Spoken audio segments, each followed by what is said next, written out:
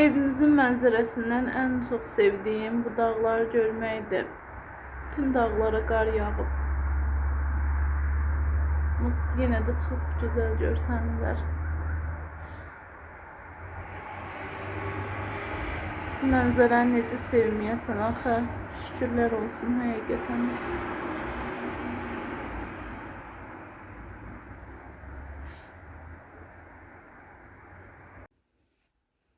Kanalıma xoş gəlmisiniz. Yeni bir vlog başlayıram.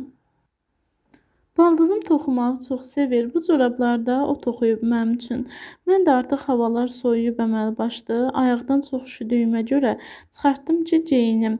O qədər rahatdılar və ayağımı çox isti saxlayırlar. Bunun üçün təşəkkür edirəm ona. Əl işləri çox gözəldir baldızımın və hər dəfə deyirəm ki, Instagram aç, reklam et, orada sat. Həvəsi də var bu işə. O da hər dəfə deyir ki, gözləyirəm sən gələndə mənim üçün Instagram açasan. Mən bacarmıram, sən mənə kömək eləyəsən. İnşallah o da olar. Onun üçün həm Instagram, həm də YouTube kanalı açaram və toxuduğu əşyaları başdan sona qədər o da paylaşar. Artıq adət halını aldı. Gündəlik bişirdiyim yemək və şirniyyatları sizinlə də bölüşürəm. Əgər vloqlarımı bəyənirsinizsə, çox xahiş edirəm kanalıma abunə olaraq mənə dəstək olun. Çünki bu mənim üçün çox vacibdir. Bu gün mənim üçün çox maraqlı olan şam balı tatlısını hazırlayıram. Bu şirniyyatda məni ən çox maraqlandıran və təəccübləndirən tərəf burada undan ümumiyyətcə istifadə olunmur. Burada sadəcə mannadan istifadə olunur. Tam tarifi açıqlamalarda yazacağım. 2 stəkan südün içərisinə 2 stəkan şəkər tozu əlavə edib əritdim və 5 stəkan mannanı bir qaba əlavə edib 1 çay qaşığı kentin karbonatını əlavə etdim içinə. Daha sonra isinməyə qoyduğum südü də mannanın üzərinə əlavə edib taxta qaşıqla və ya spatula yardımı ilə qarışdırmaq lazımdır. Ən önəmli hissəsi isə xəmir hazır olandan sonra üzərinə streç çəkib xəmiri 12-15 saat dincəlməyə qoymaq lazımdır soyuducuda.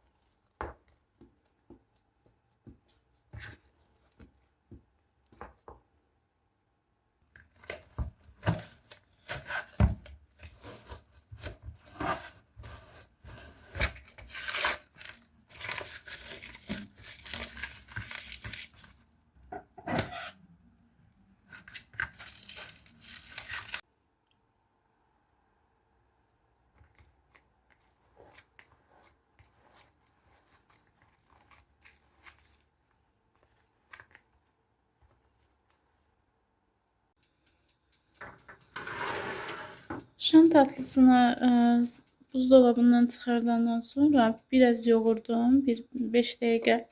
Ondan sonra tam siniyə yaydım və üstünə çizgilər çəkdim. İndi 30 dəqiqə 180 dərəcədə bişirirəm. Keçək şərbəti hazırlamağa. Şərbət üçün 3 stəkan yarım şəkər tozu, 3 stəkan yarım su, 4də 1 limon suyu əlavə edib qaynatdım.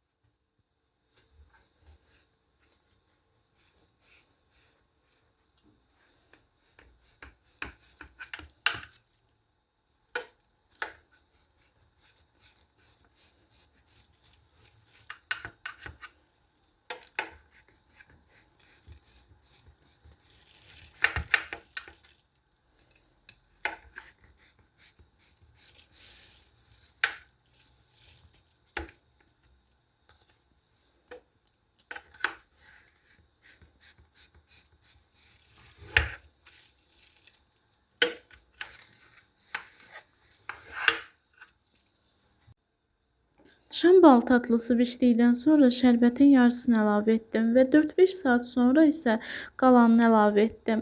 Bu tatlı elədir ki, günlərlə qaldıqca daha da dadlanır. Ağızda dağılır. Mütləq hazırlayın, çünki çox malzemə lazım deyil, amma çox dadlı olur.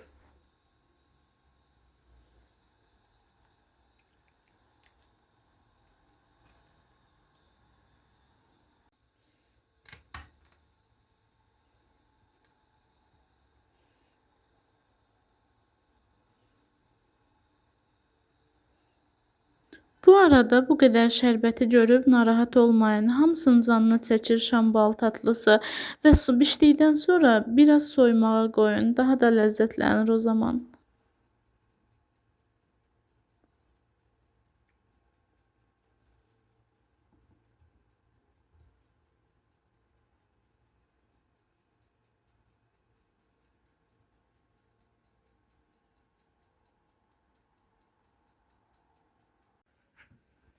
Son olaraq sobanın içini çölünü təmizlədim. Bu sobanı anam alıb cehiz olaraq mənə. Çox gözəl sobadır. Soba almaq fikri olanlar varsa bu sobalardan alın mütləq. Çünki çox kullanışlıdır və keyfiyyətlidir.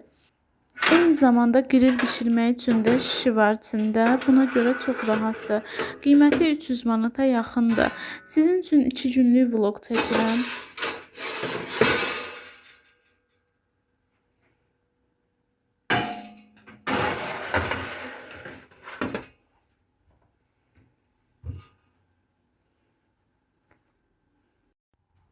Birinci günü bitirdim artıq. Gün sonu üz maskası eləyirəm dərimin nəmlənməsi üçün. Üz maskası olaraq ən çox Farmstein və Faberlikin maskalarından istifadə edirəm. İkinci gün üçün şam yeməyi olaraq toyuqlu tava yeməyi hazırladım. Bizdə bunu anam və yoldaşım çox gözəl hazırlayır. Mən də elə bu cür hazırladım. Əgər toyuq budu istifadə edirəmsə, budun uc hissələrini tamamilə kəsirəm və dərisini soyuram. Kartoşka, soğan, toyuq, duz, istiot və zövqə görə tomat əlavə edib qarışdırıram. 30 dəqiqə sobada bişirdikdən sonra tam hazır olur. Siz öz sobanıza görə dərəcəni ayarlayın. Mən 30 dəqiqə 250 dərəcədə bişirdim və tam olaraq bişir.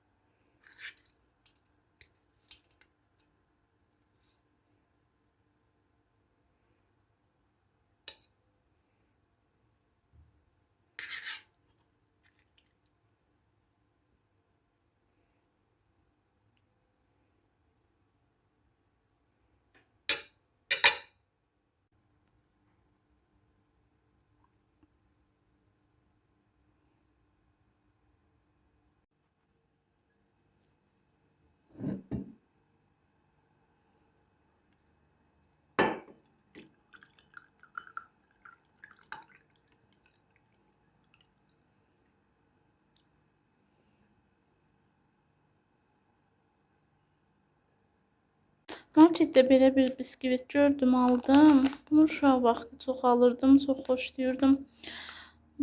İranlı imiş. Burada belə bir yazılar var. İnşallah ki, həmin o dadı olar. Çünki çox dadlı idi. Bir dənə də belə Nescafe'nin cappuccinosunu aldım. Nescafe'nin çeşidlərini hamısını demək olar sınamışam. Bunu heç sınamamışam. Kassada gördüm, elə aldım. İndi yoxlayacağım. Bir dənə də belə bananlı biskvit. Bunlar çox dadlı olur. Çayla içmək üçün aldım.